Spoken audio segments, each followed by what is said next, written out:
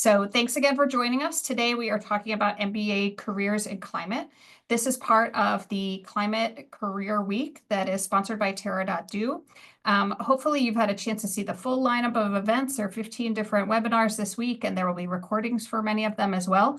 So hope you'll check that out at climatecareerweek.org for the full list. Let's see. Now I'm going to advance my slides. All right, here we go. Let me just say a few words of introduction. So I'm Katie Kross. I am the Managing Director of the EDGE Center. It's the Center for Energy Development and the Global Environment at the Fuqua School of Business at Duke University. If you are thinking about getting an MBA or you just want to see what our center's up to, here's our website. I would encourage you to check it out. I am also the co-founder of the ClimateCAP Initiative. Here's a little bit of information about ClimateCAP. So ClimateCAP is a partnership of 49 different business schools, all focused on how we can integrate more climate education into MBA programs. If you haven't already, you might want to join our newsletter. You might want to follow us on LinkedIn and Instagram. And if you're an incoming MBA student or you're a prospective MBA student, you might be interested in joining us for a webinar on May 16th about integrating climate into your MBA. So hope we'll see some of you there. ClimateCAP is specifically for MBA students. We have an annual summit, which is terrific. We have a number of resources on our website, but we also have content that is accessible to those of you who are not current MBA students. So please take a look at our website for resources and recordings and the newsletter if you'd like. So today I'm going to talk about a couple of different things in this session. I want to acknowledge, first of all, that I know that not everybody here is an MBA student or alumnus. I work directly with MBA students, so that is going to be my What's up? Oh, sorry, I'm going to mute. That is going to be my particular framing today, but hopefully many of the resources and tips I have to share are relevant to you, whether you're an MBA or not. I also want to acknowledge that it is pretty US-centric, my content. I work mostly with MBA students who want to work in the US. Many of them are international students, but because of that, I tend to, most of my resources in terms of the advice I'll recommend and the contacts have sort of the US framing. I hope that much of it is transferable if you're looking for a job in another geography as well. And then lastly, I want to acknowledge that some of you on this call may be in really different stages of your career search. So some of you might just be exploring what the options are, trying to get a handle of where the jobs might be and what career paths are possible.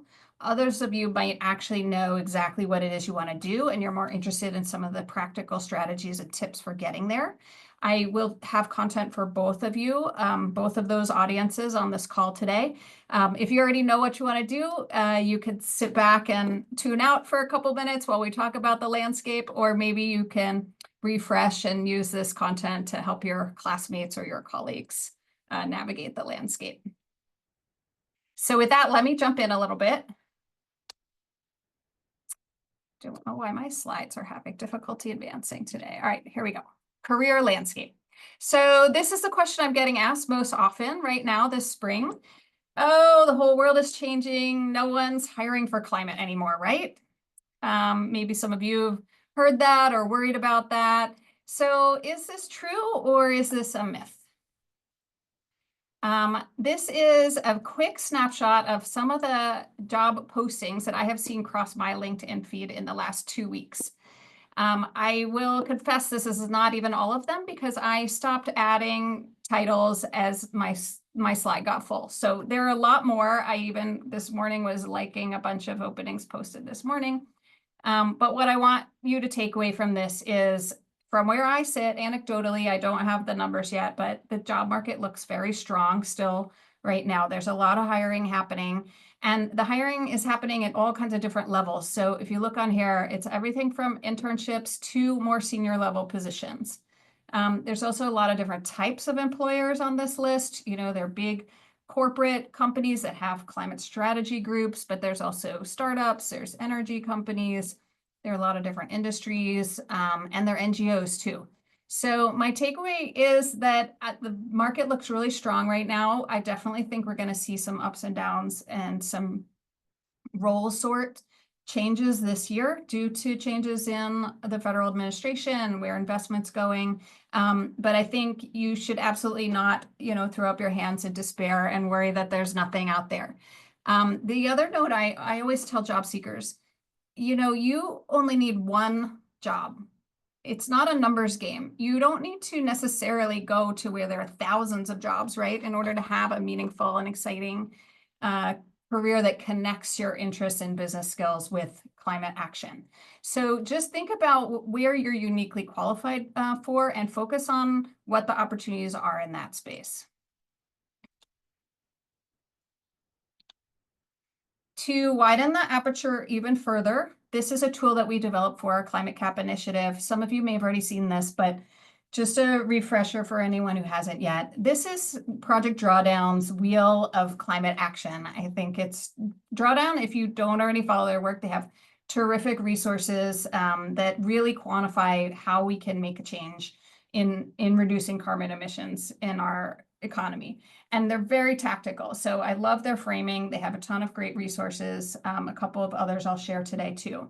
But what we did was take their Wheel of Climate Action and then ask ourselves, how does this translate into MBA careers?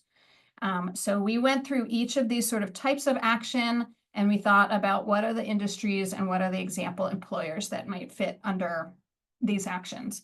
And what I want you to take away is that there are a lot of different ways for you to have a meaningful career that connects your business skills with your excitement for taking action on climate. And that can be everything from directly working in the energy transition sector, to partnerships, to working with NGOs, to working on corporate climate strategy and reporting, to working in the intersection of media and communications on climate, to working in innovation and startups. Lots of different opportunities for you. Couple of hot takes that I just pulled out of my notes from the past few days. Yes, there is a lot of market turmoil and uncertainty right now. Yes, there are a lot of people worried, but there are a lot of reasons to be optimistic in this environment. The market fundamentals for many clean energy and climate technologies are really good, really strong. The growth rates are really strong. There are a lot of jobs being posted, despite the fact that it seems chaotic and hard to know where to look for them. And there's also a lot of money going into climate adaptation and resilience, which I think that we will see only continued growth in those markets. So I think that you'll be able to find a lot of bright spots when it comes to it, even in the midst of what seems like sort of a roller coaster of a industry right now. So now I've given you maybe too many options, right? Let's talk about how you might actually think about what's a good fit for you and how you would explore some of these career paths, right? So when a student comes in to meet with me in my office hours, there are 5 questions I ask them to contemplate and see if they can answer for their career.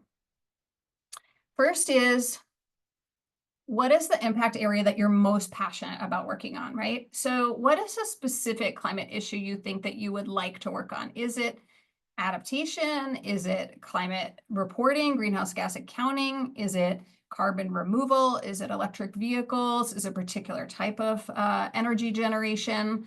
It's really helpful to get down into like what aspect of climate solutions excites you. It's a big space, as you can tell. So it's not enough to just say, I want to work on climate, right?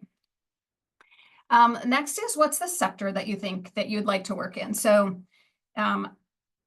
we can say government. Maybe we're less excited about federal government opportunities right now, but there's still plenty of state and regional governments. There's still plenty of governments outside of the US federal government that are hiring. So absolutely government.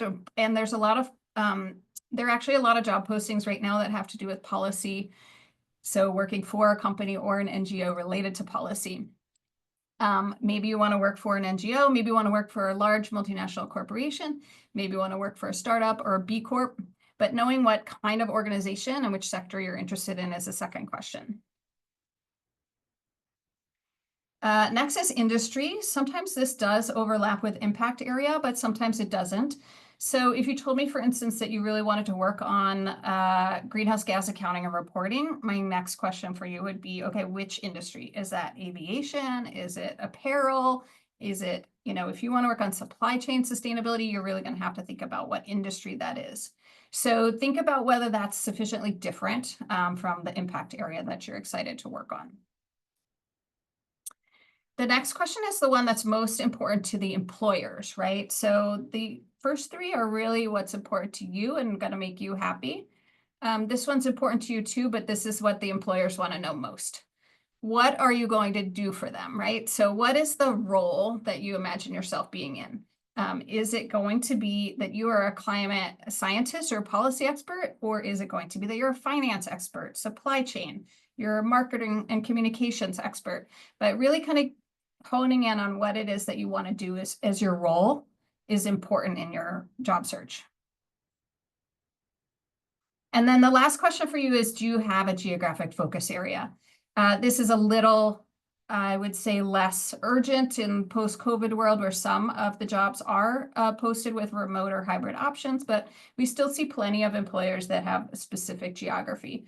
And if you're trying to conduct a job search and you have a specific geography that you want to be in a particular region, that's an important thing to understand and to prioritize while you're looking for your job. So here's just one more tool that could help you think about how you're going to frame your prioritization for your search. This is a 2x2 matrix. So any of you are MBAs on the call, any good MBA presentation needs to have a 2x2 matrix. I will say tongue in cheek. We do a lot of these, right? So here is on the one axis, you can have the type of organization that you imagine yourself working in. So here we call traditional employer to mean the types of employers that recruit MBAs on campus, right? Investment banks, management consulting firms, consumer packaged good companies, tech companies, all of the big companies that recruit on campus. Or is it important to you to be working for an organization where climate is their product or service? They are a climate consultancy. They have a direct air capture technology. That's the work that they're doing. And the next axis is the same framing. You can think about whether you want a traditional type of MBA function. So do you want to be a brand manager? Do you want to be an associate investment banker? Do you want to be a consultant? Or do you want to be at your desk working on climate every day as your job function? And there are different types of roles in each of these 4 quadrants. And all of these examples here are real MBA alumni. They either were students of mine or folks that I'm connected to on LinkedIn. And I would argue that all 4 of these quadrants have terrific opportunities for you as an MBA to make a difference on climate. Even in the traditional quadrant, we need plenty of folks who are bringing climate into decision-making at every level of the business, supply chain, finance, operation, procurement, right? There's plenty of ways to take your climate expertise and make a difference in a traditional type of MBA role. But there are also opportunities to work on climate in a big company or to work in a sort of traditional MBA function for a climate tech or climate-oriented company. There are things to consider here. One is you don't have time to conduct a job search in all 4 of these quadrants, right? The networks are different, the people you want to reach out to are different, and importantly, the jobs are really different. So spending a little bit of time soul searching and refining what you're interested in could really help you here. And the second thing to remember is just that your job is going to look really different. Like your day-to-day job is going to be really different if you are working on climate, for Google or versus if you are working in brand management or business development, right, for a climate tech startup. So sort of the quality of the work you're doing is going to be different depending on which quadrant you're in here. So spend some time thinking about that. There are ways to get better insights into how you might decide on which of these you're interested in. Later in this deck, I have a lot of resources, right? You can spend time searching on job boards to read job descriptions, like what does it really mean to do business development for a climate tech startup? What are the skills they're looking for? And what would make someone a strong candidate, right? And really read like all the way down to the like fine print of the job description. Also, the primary way you're going to learn about what it is that you want to do is by talking with people, right? So you're going to do as many coffee chats, informational interviews, whatever the term you want to call them. You're going to talk to as many people as possible. You're going to leverage the hashtag Open Door Climate Network. You're going to go to the Work on Climate Slack group. You're going to chat with people that you connect with here in this conversation or that you meet at a ClimateCAP event or conference. And you're going to ask them, what's it like working in this field? What skills are you using? And try to gain some insights. I'll come back to that in a little bit later, because networking is obviously the biggest part of this job search. So we can talk a little bit more about that. Okay, so next I do want to talk a little bit about some of the more tactical strategies for the job search. Some of this is going to sound obvious. It's not that there's a totally different job search for climate than there is for any other job search. So some of it's going to be stuff you've heard before. Hopefully some of it will still be a good reminder that it's important, right? So first is, I can't stress this enough. You'll hear it over and over again, but you have to be networking everywhere all the time. First of all, the whole climate space, all the careers, the jobs are evolving so quickly. The jobs that are going to exist in 2 years after MBA starts now, they may not exist at all right now, right? Like the field is evolving so quickly. So it's not like someone's going to be able to hand you a manual and you can just step-by-step ladder up like in some other career disciplines, right? You have to be building the network all the time. And your network, you don't have to think of it as this purely sort of transactional relationship when it comes to, I'm looking for an internship, I'm looking for a job. It's building relationships with people that can help you and know that you are going to be a valuable member of this community, contributing work on the issue that they are personally passionate about over the course of your career. So it's a mutually beneficial relationship that you're entering into, but you have to, you can't slack on the networking all the time. This one I sort of touched on earlier, but it's, too broad to say I just want to work on climate. I'm a talented MBA student or alum. I have these skills and I'll do anything on climate. It's really big space. So spending some time to clarify what you're excited about, whether that is your role or the impact area or the industry or all of the above. And then spending some time to go deep enough on those issues that you really have a good articulate elevator pitch for why you're knowledgeable about the space and why you think you can add value. This is a bullet that's particularly oriented at students, but it could be for mid-career professionals as well. Most of my students are career changers in one form or another, right? As most grad students are, and as many people who are wanting to pivot into climate are. So I'll show you a slide with a little bit more detail on this, but you are going to try to spend some time, maybe while you're a student, or in your extracurricular time, to figure out what are those gaps that you have in your skill set that would really make you a strong candidate, and how are you going to fill them. My next point is, so one thing I get asked a lot is, what is the sort of perfect candidate for a climate job? And I have to tell you, I have seen climate professionals come from all different kinds of backgrounds. They've worked in multiple sectors, right? They've worked in all kinds of diverse backgrounds. They've worked in traditional kind of business, management consulting, or finance backgrounds, and they've come from Peace Corps, right? I work with students all different, and there's not a one particular path. Solving the climate crisis is going to require a lot of collaboration. Anyone who's a practitioner in this field understands that. So they are looking for people who've worked in different spaces who can connect the dots between those spaces. They might be looking for people who have different types of backgrounds from their undergrad to their graduate experience, right? So just go ahead and say there's not like one right profile. I'm going to take everything I've done before grad school. I'm going to think about how I can make that relevant and sell that as part of my, as an asset for this future job.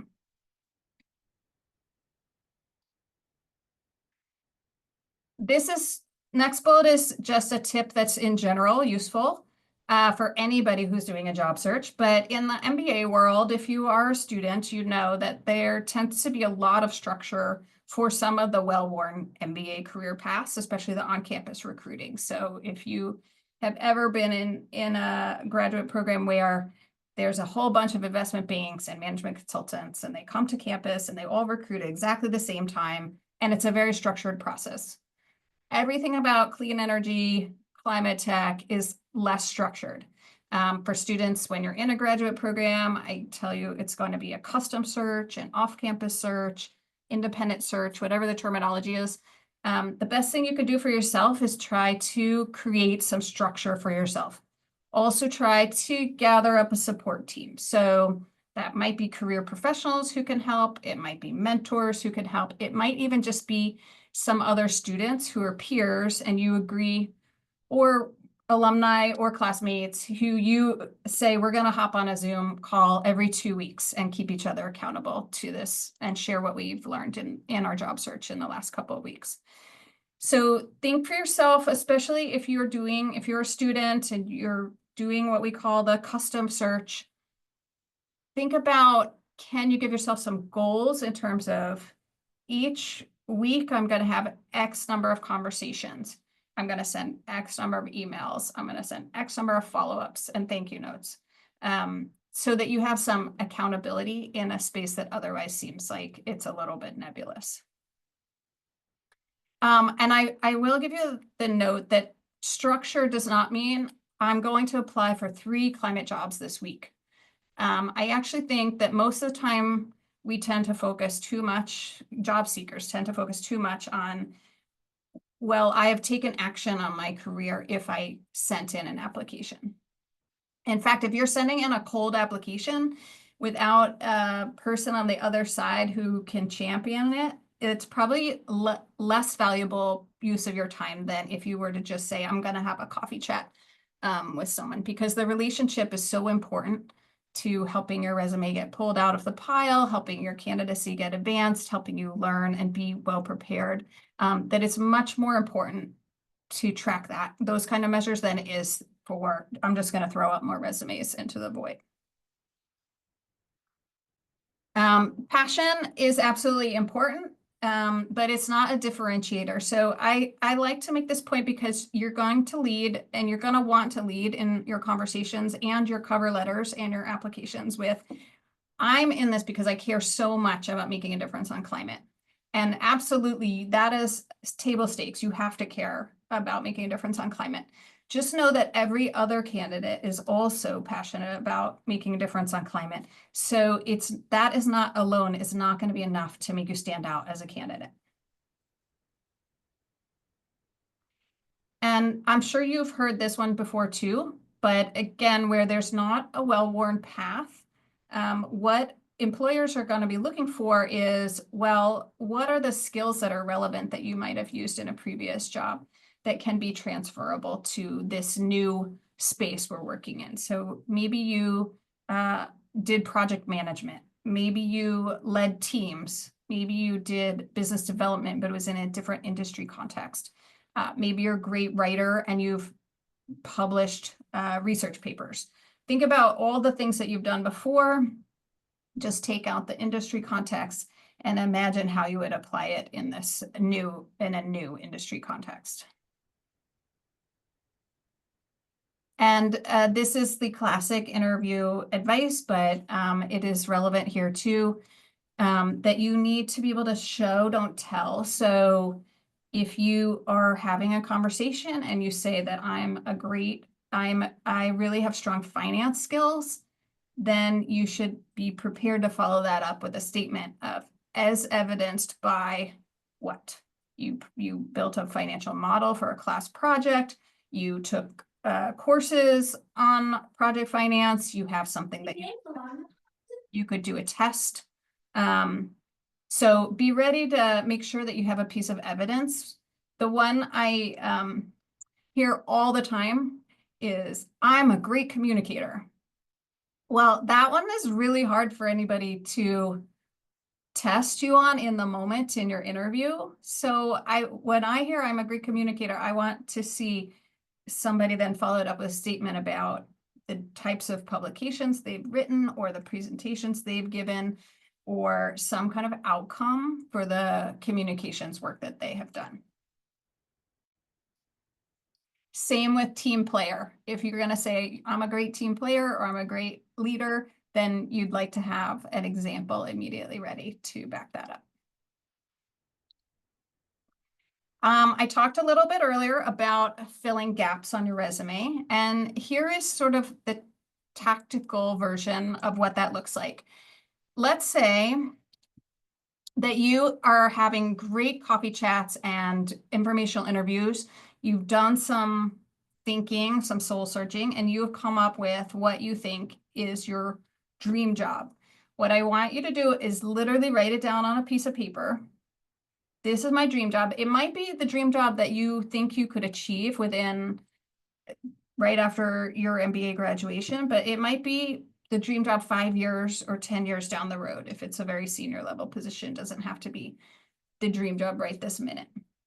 But you need to, based on your conversations and based on your reading job descriptions that have been posted and based on testing with your mentors, write down what would make me the ideal candidate for this dream job. That might be specific skills. For MBA students who want to work in climate, that means you need to think about not only sort of your MBA skills, right? Do I have enough finance, supply chain, operation, strategy, leadership, negotiations skills, but it might also be subject matter expertise. Do I know enough about the energy markets and how they work? Do I know enough about the industry? Do I also need to take a class or a workshop or a certification in greenhouse gas accounting? So think about what the list of skills. Think also, this one you can really only get from your conversations. What are the personal attributes that a successful person in this field would have? Some jobs do require really terrific interpersonal skills and team building, and others might be more like, we want someone who's gonna push the work through no matter what, or we want someone who's really good at making connections across a lot of different stakeholders. So think about what those personal attributes are. See if you can get insights about those from your coffee chats or informational interviews. And then your next step is going to go to work backwards from there. Where I am today, which of these qualifications do I currently have? And then which are gaps that I can fill? And then the goal is to develop yourself as the perfect candidate for this dream job, right? So the ways you're going to go about filling the gaps is very systematic. You're going to identify what it is I need to do, what's the time frame that's reasonable. And then you're going to think about, how can I use my MBA internship in the summer? Maybe I have the opportunity to take a spring or a fall internship. Maybe I have the opportunity to work on applied consulting projects while I'm a student. Maybe I can do some pro bono consulting. Maybe I could do some writing. Maybe I could start a blog or become an influencer or publish some research on some of these topics. So all of the opportunities you have, you're going to try to fill maybe a different gap so that you can get all of the gaps filled to set you up for that dream job.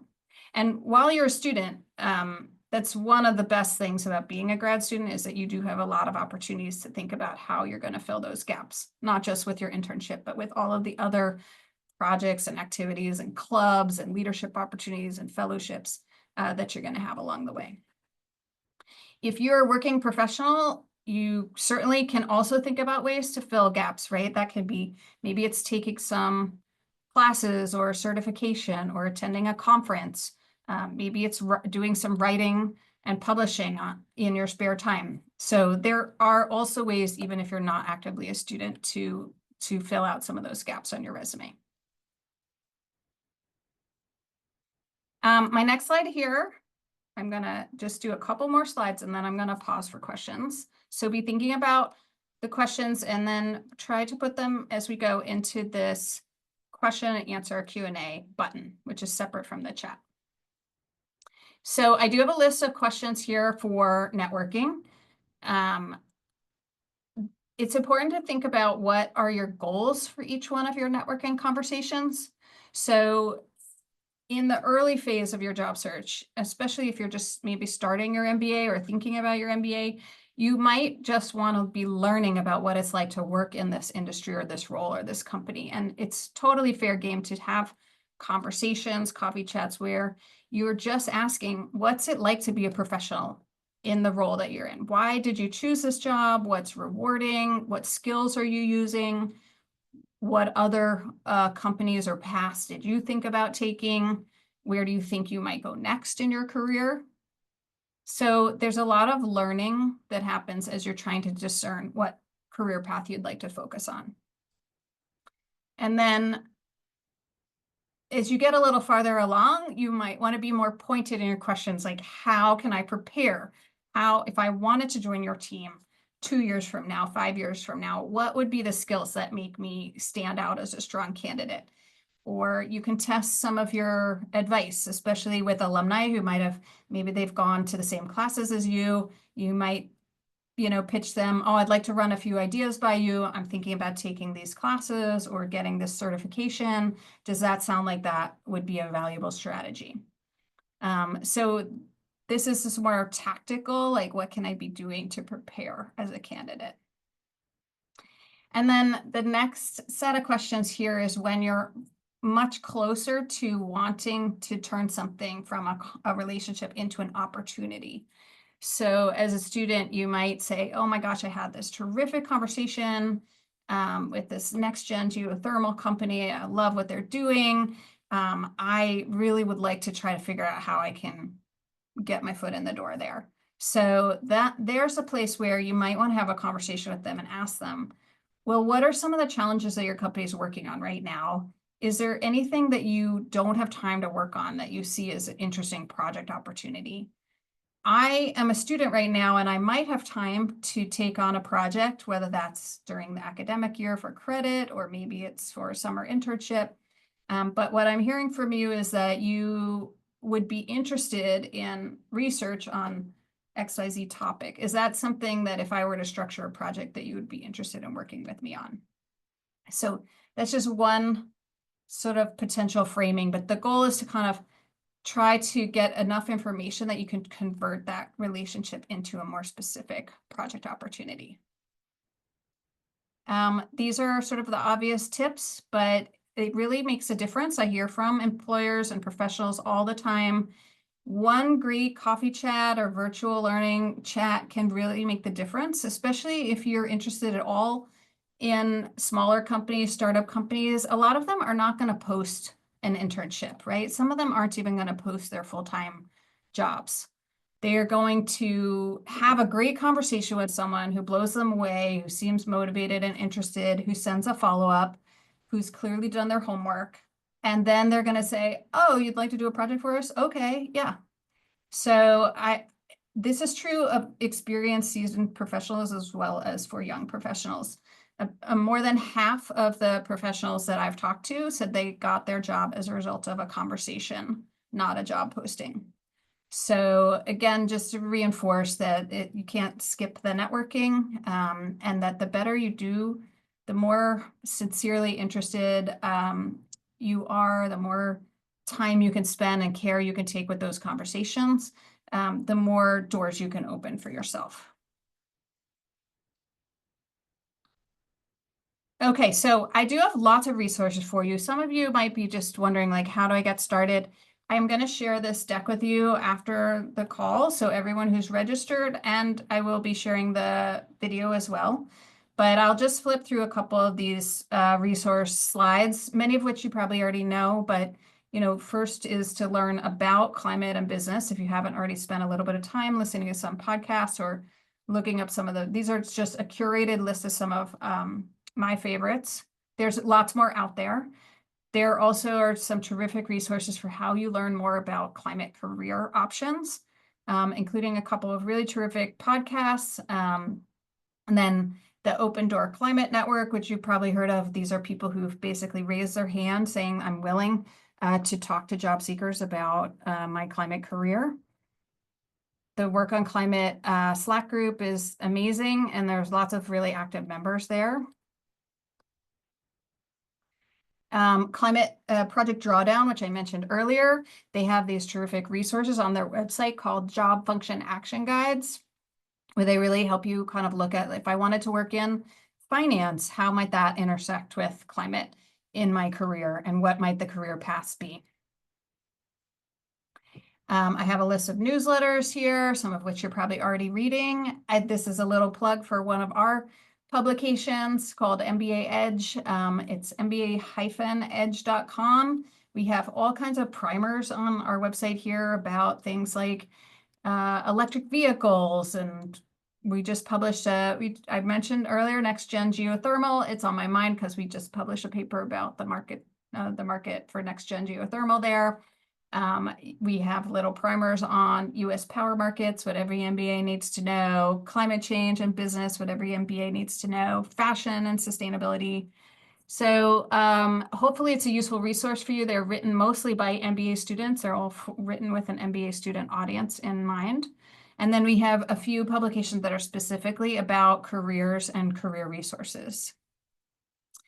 There are some terrific conferences to check out. If you have the time and energy to make it to a conference, I highly recommend, because instead of trying for you to kind of seek out individually professionals to network with, it's a room full of professionals for you to network with for a couple of days. So conferences can be a really great opportunity. They also have a built-in sort of networking angle. So I find that it's easier than almost anywhere to go up to people at a conference, because you already have an opening question to say, oh, what session did you go to?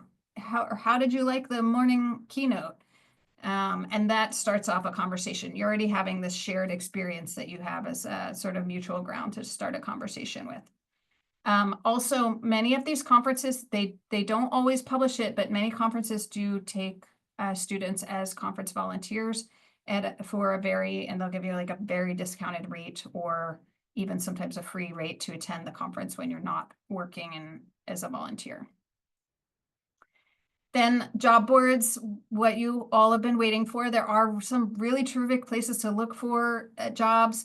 Again, I don't want to stress that you should spend too much time just searching job boards and sending out applications. But I do think that searching through some of the job boards can give you a good sense of what types of jobs are out there.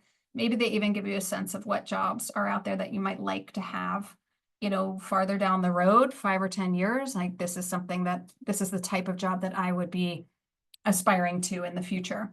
But then there's some really terrific resources for you here. These are my favorites.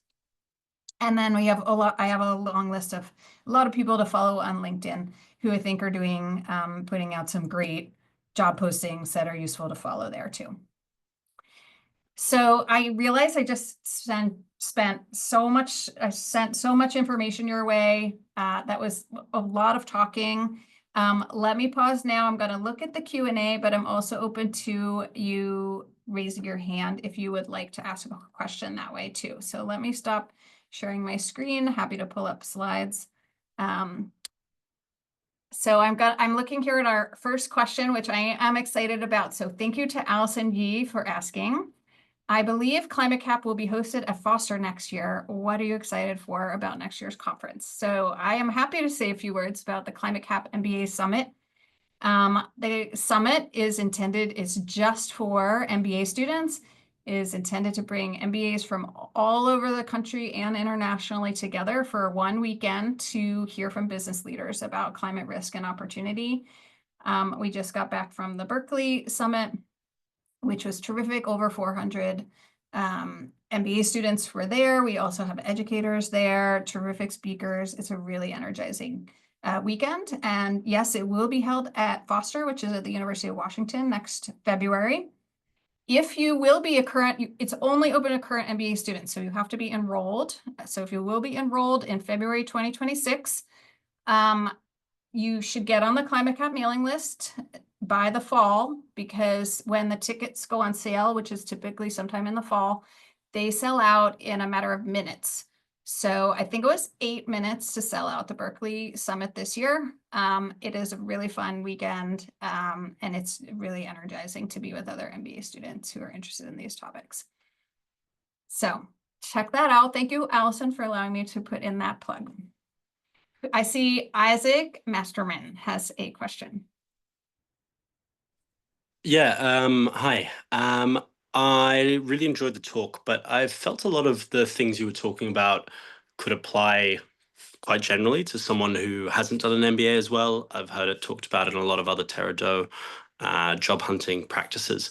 I guess I want to sort of ask a question that I heard repeated in the group chat a bit and has come out a lot in a lot of the investigative reporting that's been done by people like The Economist. I'm a prospective MBA student. I studied finance. I'm interested in doing an MBA, but there's a question around the sort of the value for money in doing an MBA for climate. You've given a lot of great tools. Do you feel in your companies with MBA Edge and ClimateCAP that there's still value in doing an MBA to then work in climate, or is there can you just apply these tools and work in climate directly? Yeah, so let's differentiate between tools, meaning job search strategies, which aren't going to be that different no matter what degree you have, right? And tools, meaning the skills that you're going to employ in the career after grad school. And that's where the difference is, and that's where it matters. Whether you have an MBA or not depends on what kind of job you want to have. If you were going to do an MBA, what is the job that you would like to have after school, and are MBA skills required for that? There are plenty of climate-related careers that do not require you to have deep expertise in finance, strategy, marketing, operations. But if you decide that you want to pursue an MBA, you are going to be taking deep classes in that. With the exception of some programs like dual degree programs, completing an MBA is not likely to be the space where you're getting deep climate science or climate skill set, right? So our program at Duke is a general MBA in which students can then choose to concentrate in energy and environment. They're getting mostly the MBA curriculum, which sets them up for director level positions in consulting, banking, with the finance skill sets, right? But they might also be taking some classes or certifications to understand some of the more of the energy and environment specific topics. But you're right, the job search doesn't look that different, right? There's not a secret way to do job searches that MBAs know that others don't, right? You're still gonna just have to network. The question is, what's the type of job that you're going to be prepared for? And can you get that job with just your current skill set, or do you need additional skills? And you can find that out through your reading and your networking. Did that answer it, Isaac? Yeah, definitely did. I don't know. I guess there's been a lot of articles coming out, and I know that someone in the chat referenced them as well. So it's for prospective MBA students, there's a lot of evaluating. For sure. Yep. And it really depends a lot on what you want to do with that MBA as to whether it's going to be worth it or not. And whether you could do that, whether that is a job that you could do without the MBA. I have another question here in the Q&A box. I found that a lot of smaller non-traditional organizations dissuade applicants from reaching out to people at the organization because they want the hiring process to be as unbiased as possible. What's your advice for presenting ourselves as competitive candidates if we're discouraged from reaching out to people at the company? I think that's fair. Once a once a position is posted, frequently the hiring manager may or may not allow candidates to talk with them in order to be an unbiased reviewer. So there are a couple of strategies. First of all, hopefully if you have the time, it's nice for you to be doing the networking with the companies that interest you before the job gets posted. So ideally, what we would love to see is that while you're a student or at the beginning of your job search, you have a list of about 30 organizations that you're really interested in, that you could see yourself, whether they have a posting or not. These are organizations that I love what they're doing. I could totally see myself working there in the future. And these are the ones you're going to try to prioritize for your networking. So then it's, who do I know there? Where can I find a contact? Someone who I went to, where can I find an alum from my undergrad program, an alum from my graduate program, someone who's a second degree connection on LinkedIn, someone who I heard at a conference. Hopefully you're doing your networking before the posting comes out. If the posting is out though, there's couple of options. One is it doesn't hurt to ask the hiring manager if they're open to taking the call, because sometimes they are. So it's a missed opportunity if you don't. So especially if you have any kind of relationship or lead, to be able to say, I see that you posted, it looks like a really interesting job. I wonder if you'd be willing to speak with me about it before I apply, and ask. The second choice is to look for someone else who's in that organization, who's not the hiring manager, and to say, I saw this job that was posted at your company. I see that you're there. I am not sure how closely you would work with this position, but I still would love to talk to you to get a better sense of the culture, the organization, any other insights you have that might be relevant to me as I apply for this job. That person then, if they like you in the call, they can be a champion for you internally. So they can then help you. They might go to the hiring manager and say, I think you should give this person a look or not.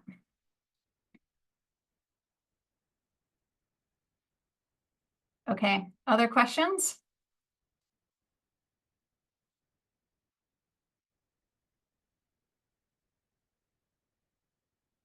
Everybody's got it all figured out. You're gonna head out this afternoon. You're gonna set up 5 coffee chats. You know exactly what you want to do.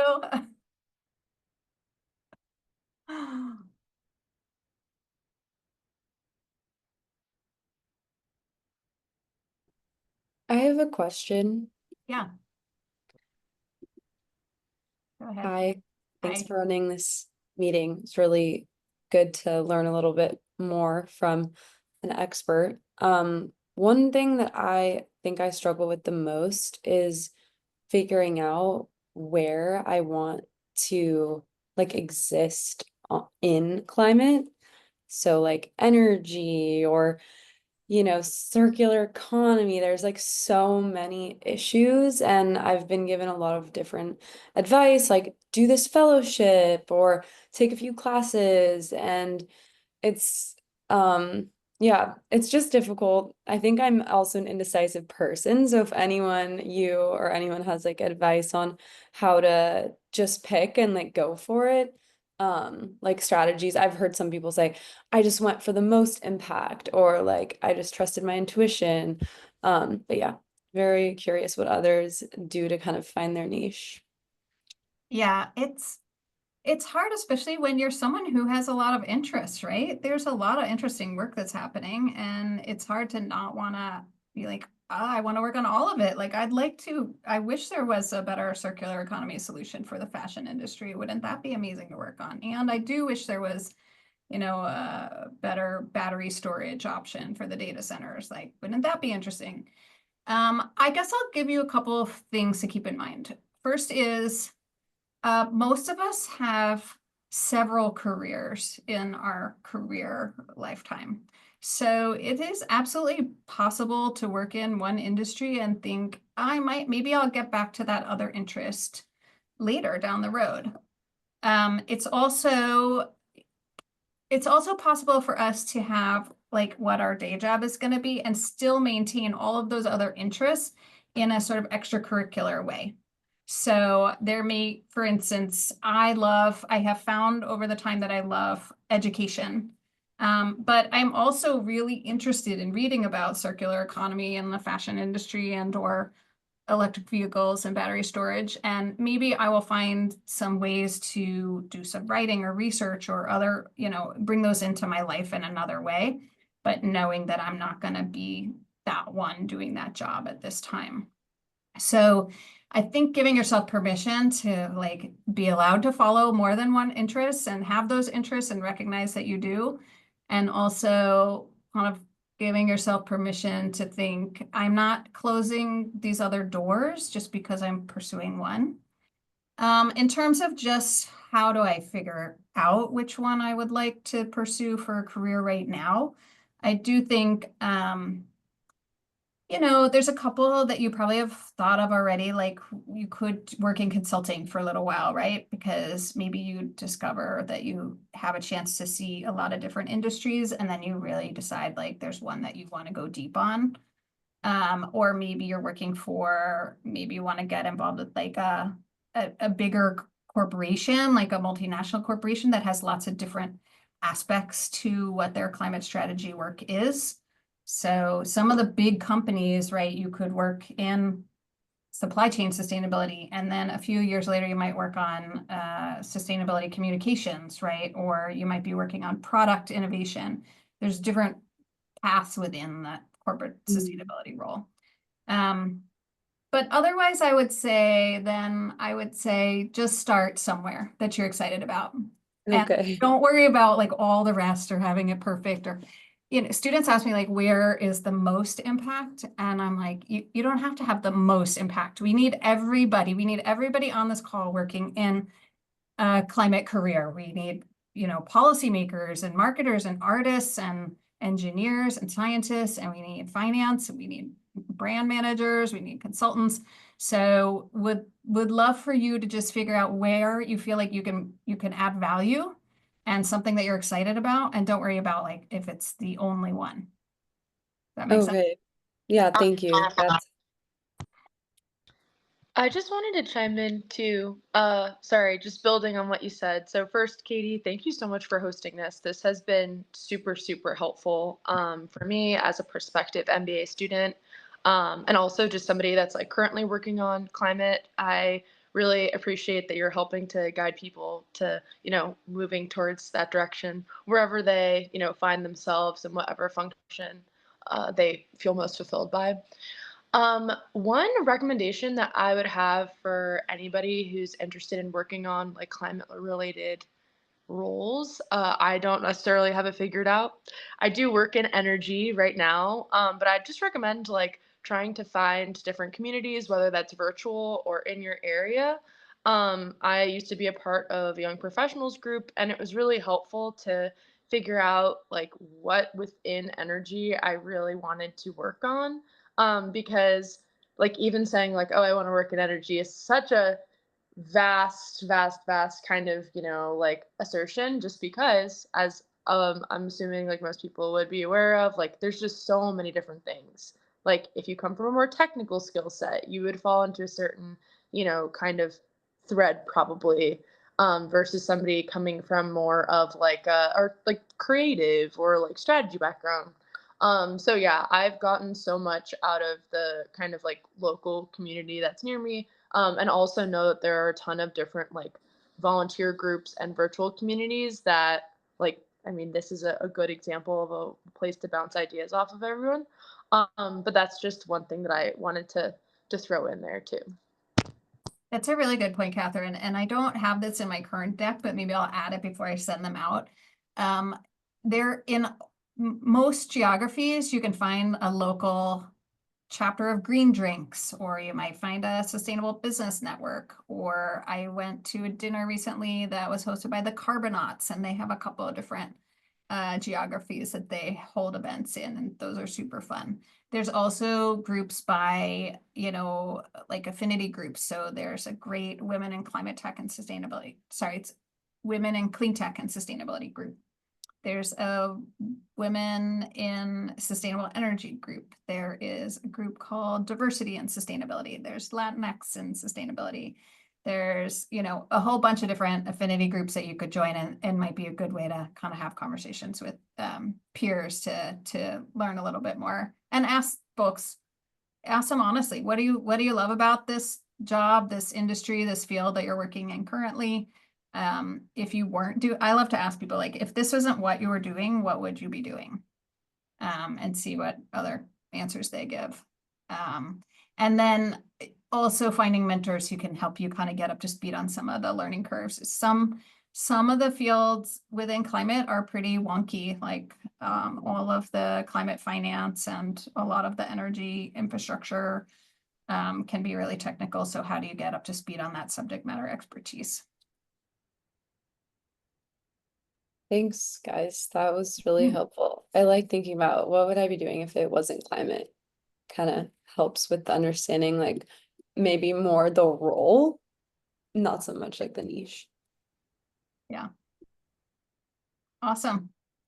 I feel like we have time for maybe one more question. Who has a question or a comment, advice?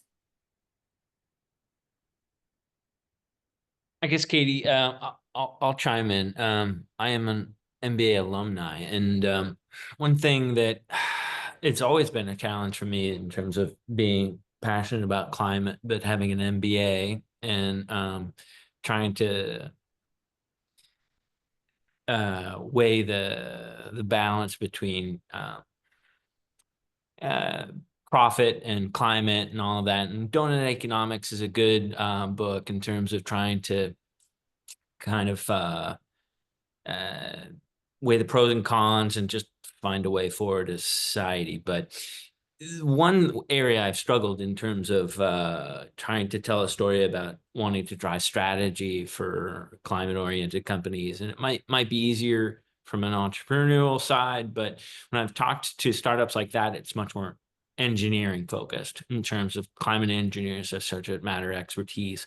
And then on the corporate side, the expertise needed is much more, I would say, you would say like big 5 consulting firms, which are more folks who might have traditional MBA backgrounds that aren't climate focused.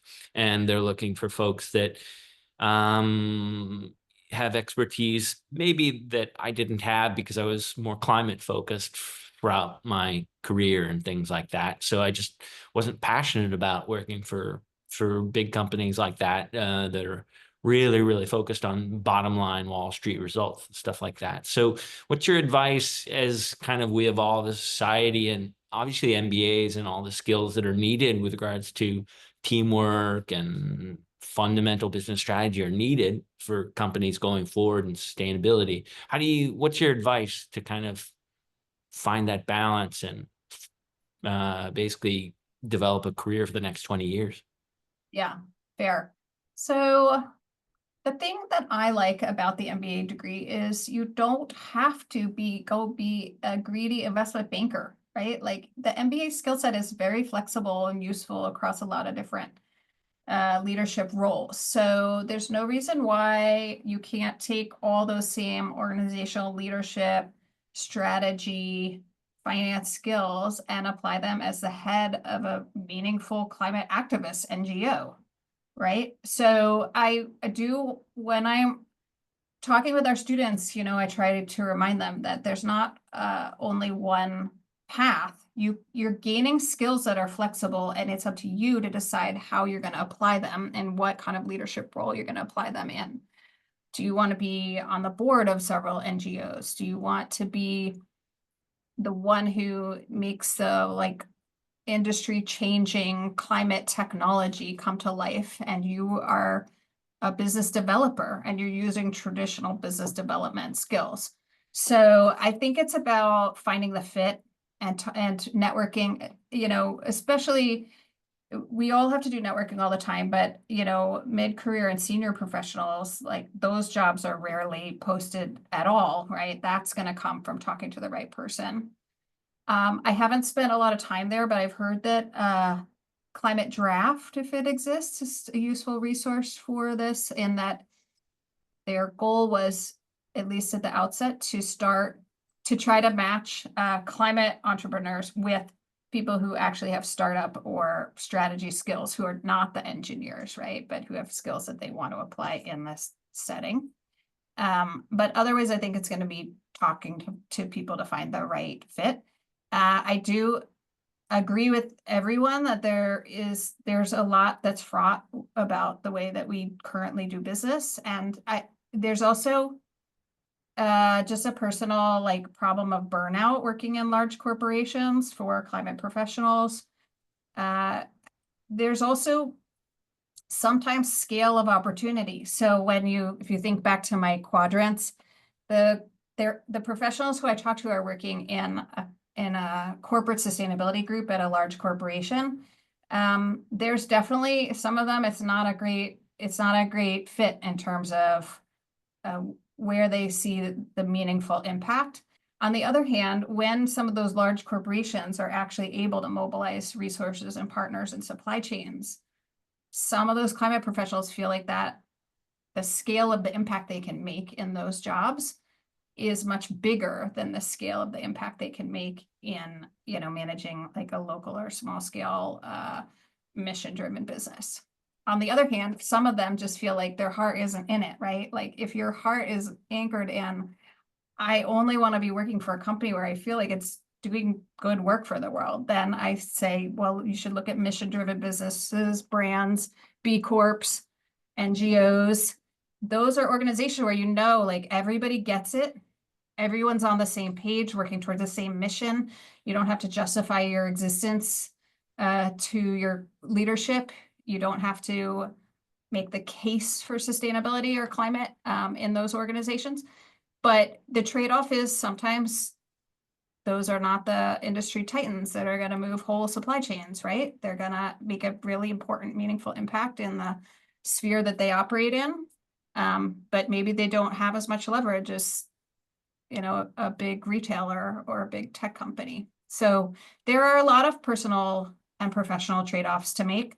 But I do believe that there is a fit for everybody out there. Like I do believe that you weigh your values and you weigh your skills and you find the people and the opportunities where there's going to be a good intersection of those. Well put. Thank you. Thank you all for joining us today. Hopefully it answered a few questions. Happy to be a resource. I hope some of you, I'll see you at ClimateCAP one way or another, virtually or in person next year.